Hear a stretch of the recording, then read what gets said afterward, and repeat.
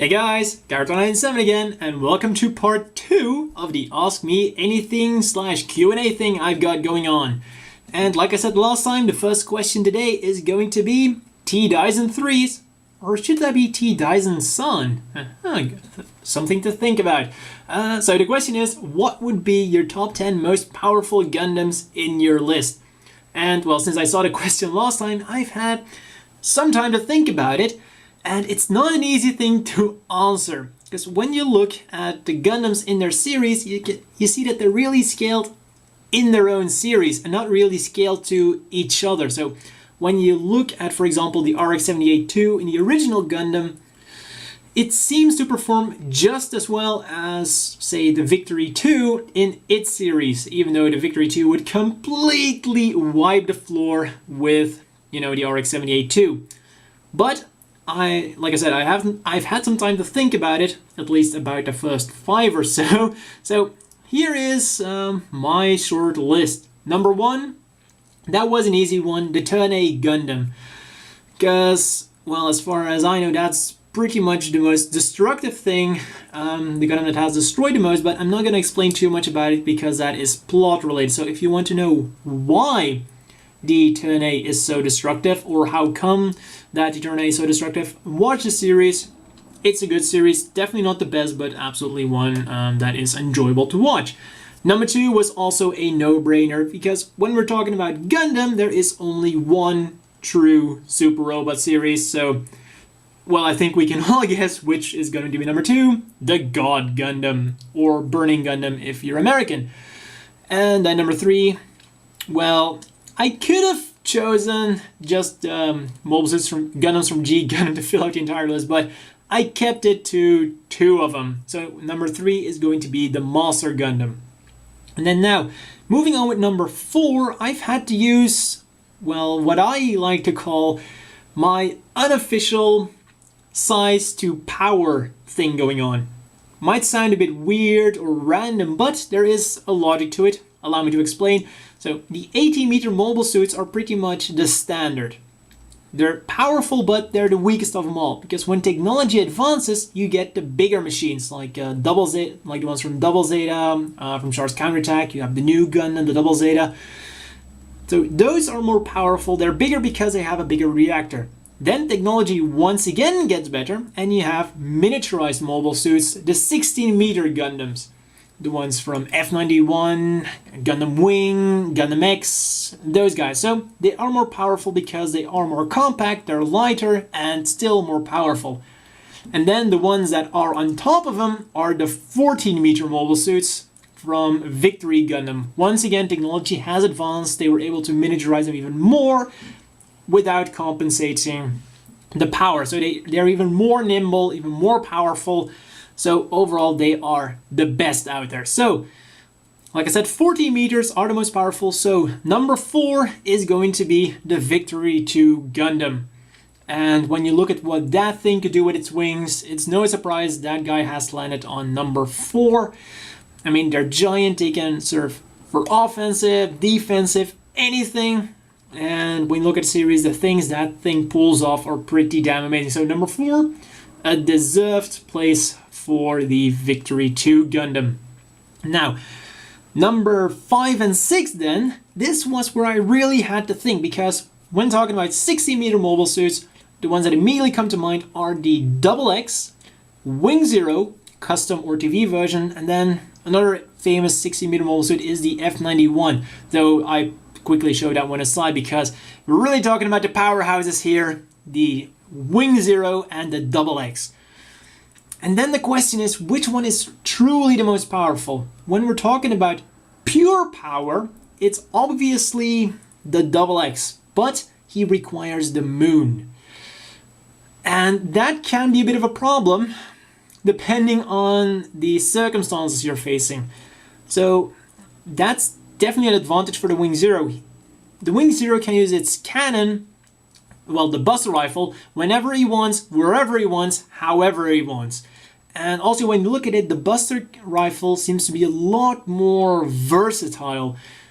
The Double X always seems to just stand there and fire it, but then when you look at the Wing Zero, what Hero could do with that, man, you know, split them apart, rotate around, do a pirouette, I don't know, whatever else that thing could do. So it seems like that's a much more versatile cannon. So even though it's less powerful, I think the destructive power and the destructive potential of the Wing Zero custom is higher. And then the real nail in the coffin was when, of course, I remembered the Zero system. Yes, you can argue that you have to be able to use it, but the same goes for the Gundam itself. If you're not a good enough pilot to push the mobile suit to its full potential, you might as well not pilot it. So I'm going to assume that whoever is piloting it is able to handle the Zero system, and that suddenly puts the Wing Zero way over the top in terms of destructive potential. Even though the Double X technically is superior in raw firepower. So number 5 is the Wing Zero. Like I said, TV version or custom version, they are essentially the same when it comes to their power. It's just that the custom can't transform anymore. And then number 6 goes to the Double X.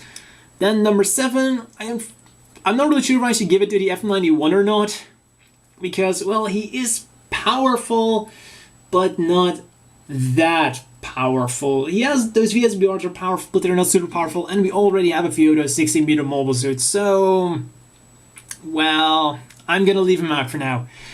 And you might have noticed, but this is a point where I kinda stopped, well, where my thought process ended, because I got to the Wing Zero and Double X debate, and now, and then I did the video. So now let's see. For number 7, we have the giant machines from Char's Counterattack and Double Zeta. So let's see, from Char's Counterattack. Oh yeah, number 7 has to go to the High New Gundam.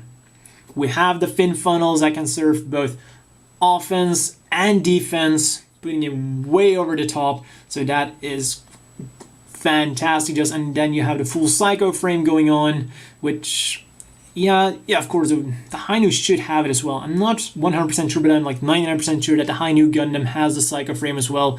So that goes in there. Then number 8.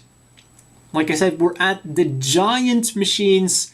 They are more powerful than the 80-meter mobile suits. So now let's see. Number 8. Gotta look around my room, and what I see is yes, from around the Double Zeta time, we have Gundam Sentinel. I saw the XS Gundam, but let's expand it. The Deep Striker, landing at number 8. I mean, that thing is just so awesome. And if I'm not mistaken, the Deep Striker is actually a part of the mobile suit itself. It's just a giant add-on pretty much. So technically like a striker pack if you want. So that's definitely got to be in there. It's like a souped up XS Gundam. Wait, now I'm actually not sure with the Deep Striker. Was it the S Gundam or... No, I think it was the S Gundam souped up. So regardless, that is definitely a super destructive machine. It has high speed, high offensive, pretty much anything you would want from a tool for destruction. So that was number 8. Moving on to number 9. And then, well, I wanted to put the Double Zeta Gundam on here, but the thing is, the real destructive power of a Double Zeta is the head cannon. And that thing can only be used once, and then the entire mobile suit is drained. So you use it, and your mobile suit becomes useless. That's not really a usable weapon. So, as powerful as it might be in theory, I can't put the Double Zeta Gundam on here because, well, after it uses it once, it becomes completely fucking useless. So, I'm not going to consider that one for number 9. But then let's think about some other giant mechs, perhaps. Well, technically, I guess we could count the Unicorn full armor type. Because, you know, it's got a lot of things going on. It's got the NTD Destroy going on. But then again, that is once again, well, in the same category as the Double X, where it can only be used in certain circumstances. So, I'm questioning, should that be number 9 or not? Because, you know, there's also the Dendrobia. Number 9, let's put him on. Let's give number 9 to the Dendrobium. Pretty much raw firepower, but then again, the Dendrobium has the caveat of, well, is it really a mobile suit or a mobile armor? You know what? For the purists who do not want mobile armors on here, number 9 goes to the Unicorn, and for the people who don't mind a mobile armor being on here, number 9 goes to the Dendrobium. There we go, problem solved. And then finally, number 10. Once again, we're gonna have to think a bit about here with all the 80-meter mobile suits, but, well, actually I say think a bit, but nah, when we really look at all the 80-meter mobile suits, one beam spam monstrosity immediately springs out. Taste the rainbow, beam spam everywhere. It is the Strike Freedom. And even worse if you want to include the Meteor.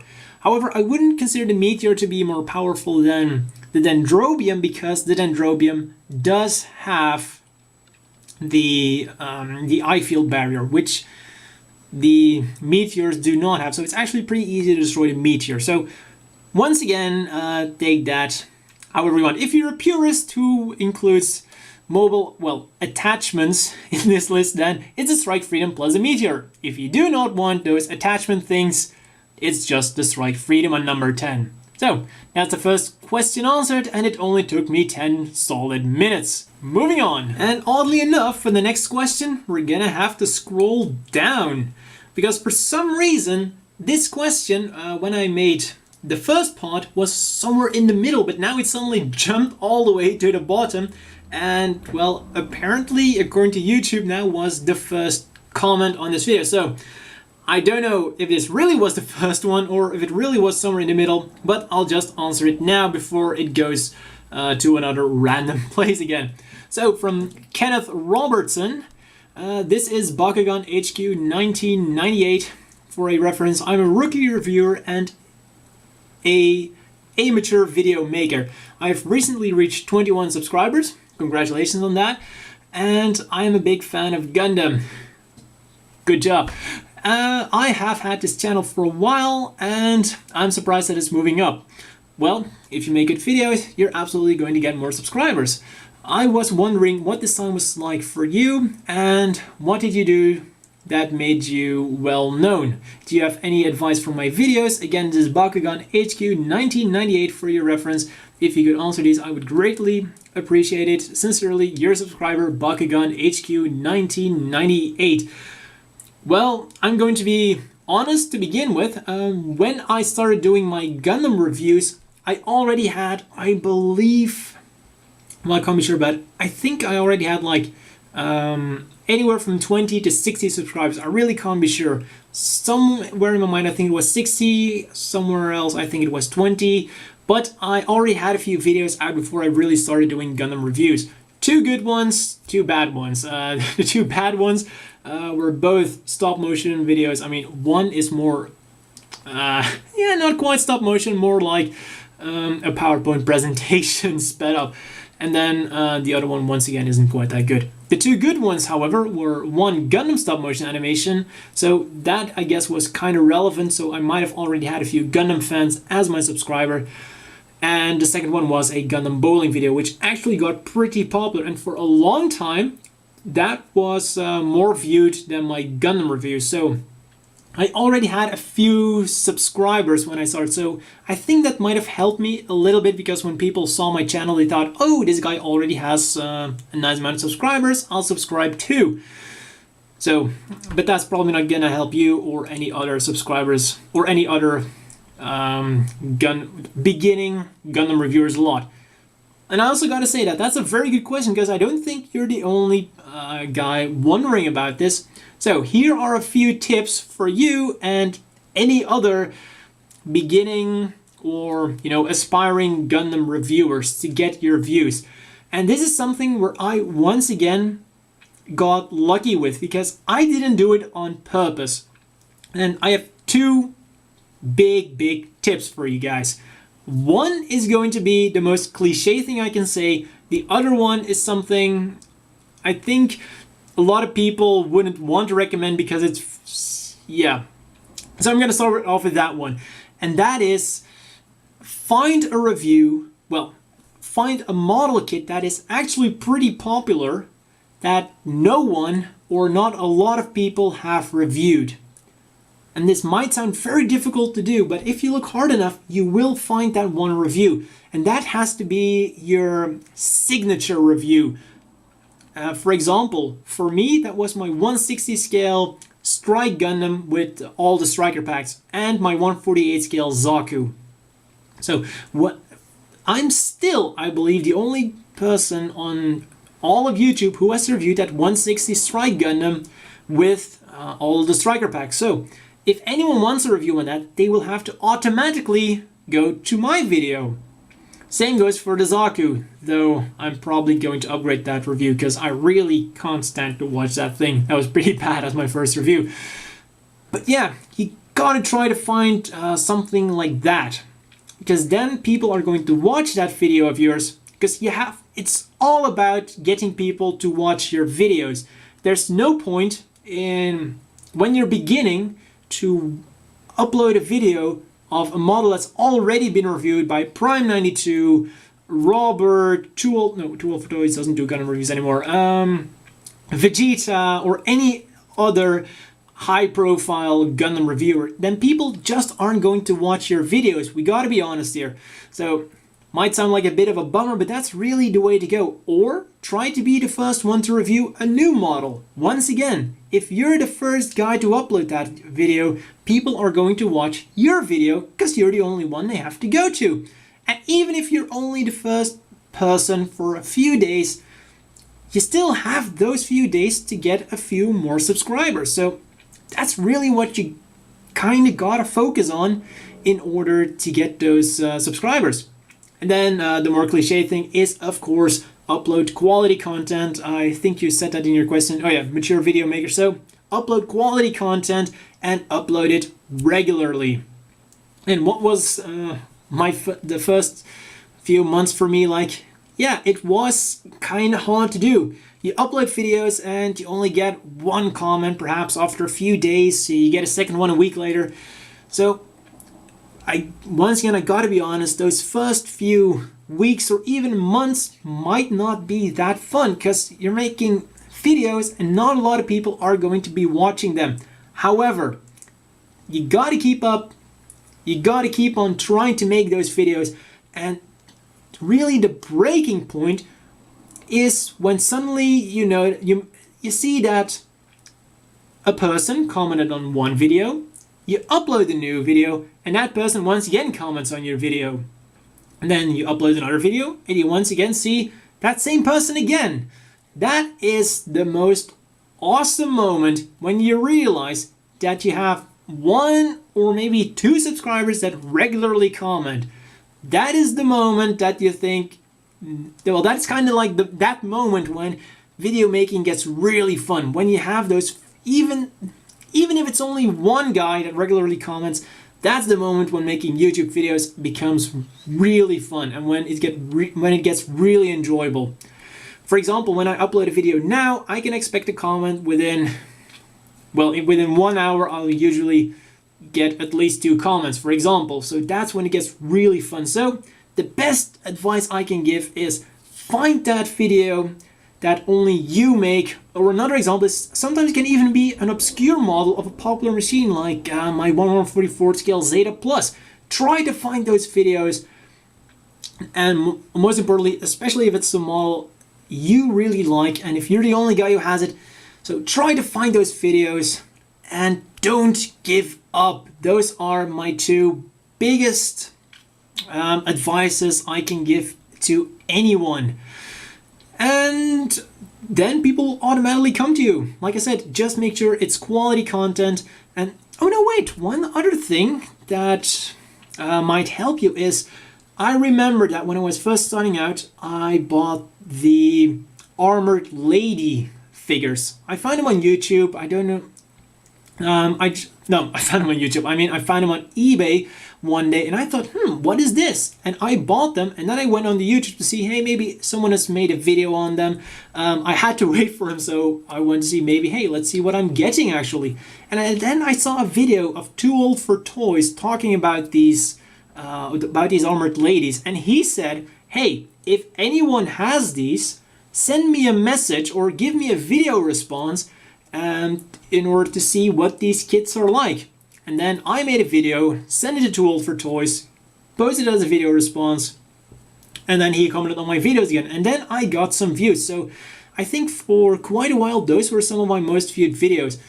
So if you can do something like that, if a big YouTuber says, hey, if anyone has a video on this, or I would like to check this out, then you can give, damn it, I don't think you can give video responses anymore. But anyway, if you can find something similar to that and a bigger YouTuber will comment on your videos, you might not get many more subscribers, but at least you will get that activity going on your channel. So that might be something interesting to look out for as well. And then, well, I think another good thing is to find really your thing. For example, I think a lot of people come to me for high grade and gym reviews. That's, well, I at least think that that's the one thing I'm known for. Because, you know, I don't actually know why people subscribe to me. Why are you guys subscribed to me, actually? So, oh, great. So anyways, actually, no, that's not a bad idea. You know, everyone watching this, let's help out Kenneth Robertson and anyone else who wants to be a Gundam reviewer, or who's aspiring to be a Gundam reviewer. Post a comment down below saying what made you decide to subscribe specifically to my videos. What made you want to subscribe to me or to someone else? What made you subscribe to them? And that might be a few good pointers for anyone who wants to be a Gundam reviewer. And once again, one question that took a solid 10 minutes. And well, I believe I answered anything, right? Everything. Let's see. Any of those videos? Yeah, I answered it all. So, Kenneth Robertson, I hope that is what you kind of wanted to hear, and I hope that's some advice you can use. And man, good luck. 21 subscribers already nice when you're starting out, and like I said, if you can keep those videos up, they're definitely going to get better, because at the end of the day, if you have quality content at a good pace with good reviews and stuff like that, your subscribers will definitely go up. Because other than the things I mentioned, I never really specifically tried to get more subscribers. I just rolled out my videos, and that's really all you gotta focus on. So let's scroll up again for the next question, and let's hope that it's one I can answer a bit more quickly, because at this pace, well, we're gonna have a lot of parts. But I guess you can at least expect a lot of videos now. A lot of content, especially if you like Q&A things. But let's see, from Mecha82, have you been watching a new non-Gundam mecha anime Buddy Complex from Sunrise? And if you have, then do you like it? If you do like it, then why? And if not, then why not? Well, that's a quick one. No.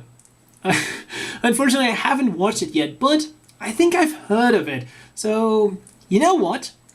After this, I'll watch a few episodes, and then at the end of this Q&A thing, you know, maybe I have finished it at the end of this Q&A thing, depending on how many episodes there are, but I'll give it a shot. Like I said, I think I've heard of it, so, well, and then I'll answer this once again at the end. Next up, from Ahmad Fadli, do Zaku even lift? Nope, they don't have to, because they're already amazing.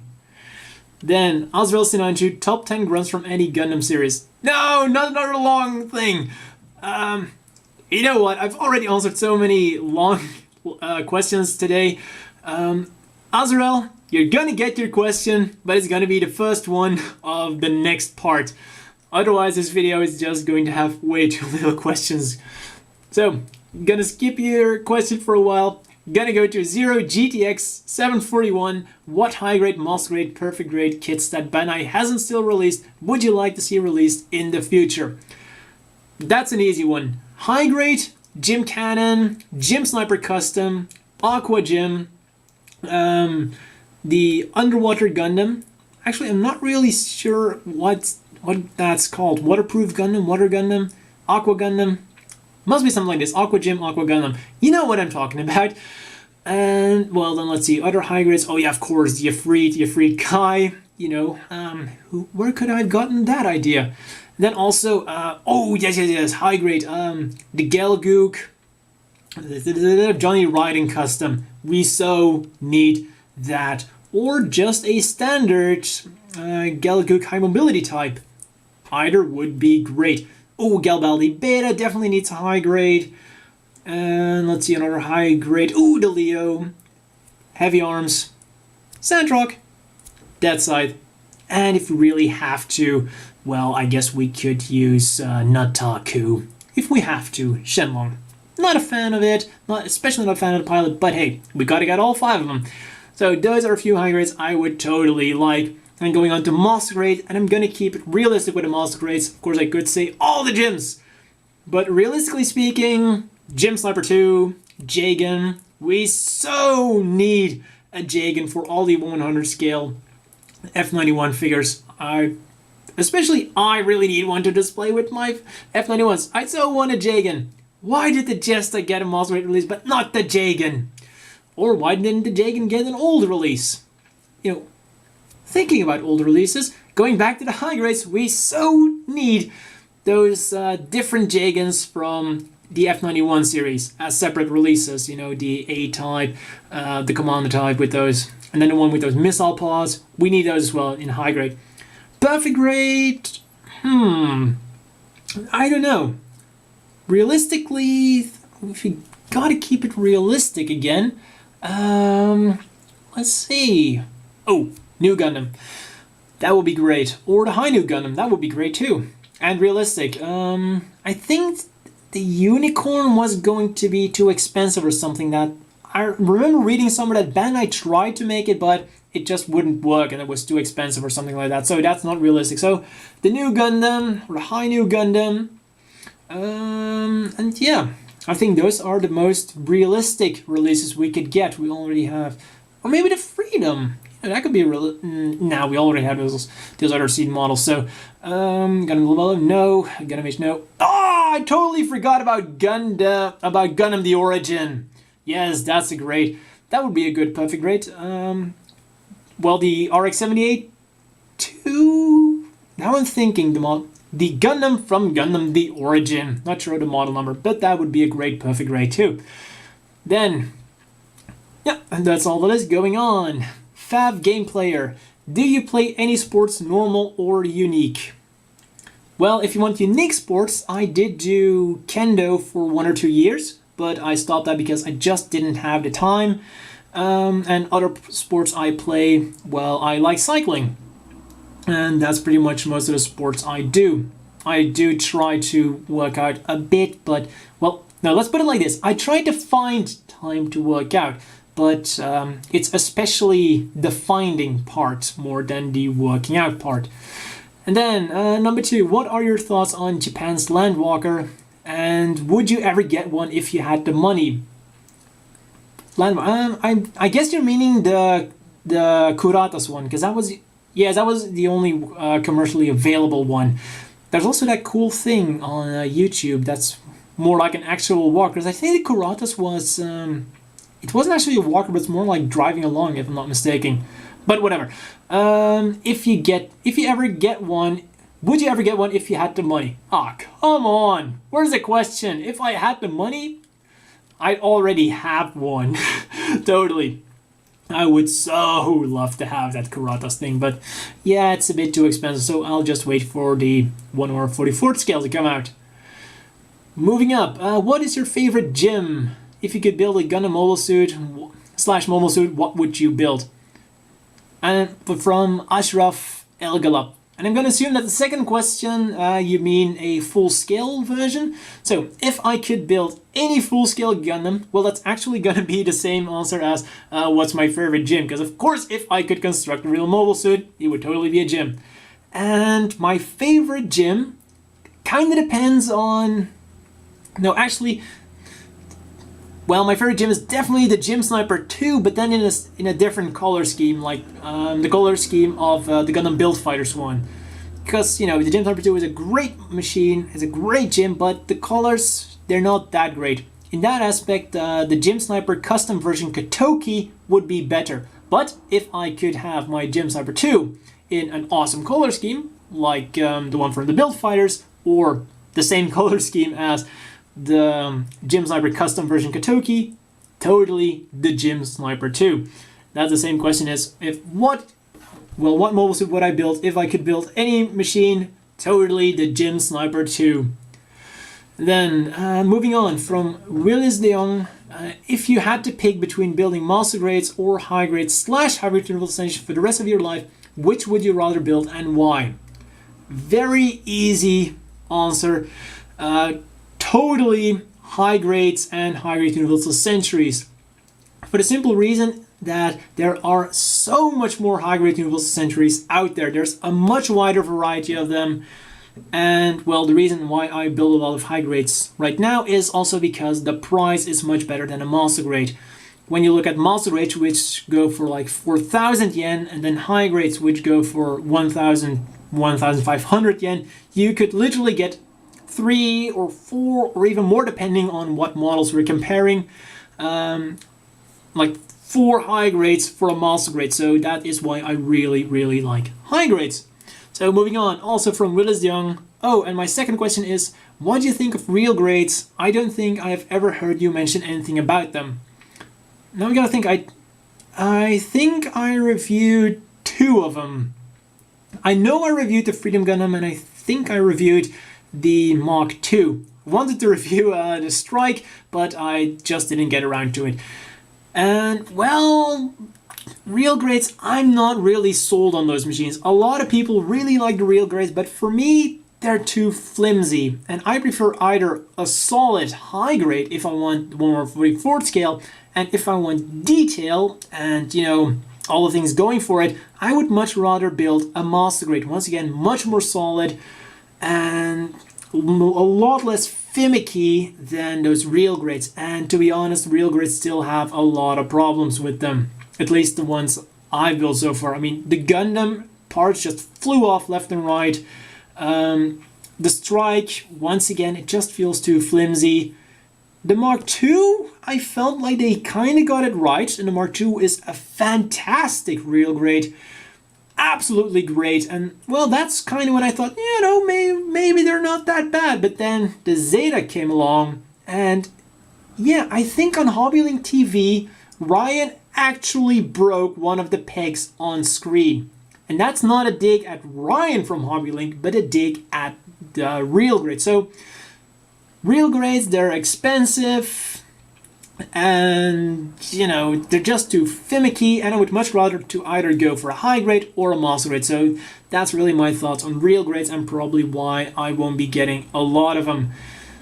And kind of in line with my high grade question, there just isn't, well, there's not a huge variety of real grades out there. There are only those few select main, you know, the main character mobile suits going on. When there's a gym, I'll obviously pick it up. So, well, and I think didn't they announce like a gym, and they announced a few other ones. I think a goof too. I wonder what happened to those. I really wouldn't mind seeing a goof or a gym. I would totally pick those up. And yeah, I've been running for over 30 minutes, so Willis Young, your questions were the last ones for today, and then next time we're gonna start off with Azrael Sinanju with my top 10 grunts from any Gundam series. And just like my previous top 10, I'll try to think about that a bit so I don't have to go every 5 seconds. So look forward to that. That's all for this time, and see you guys next time.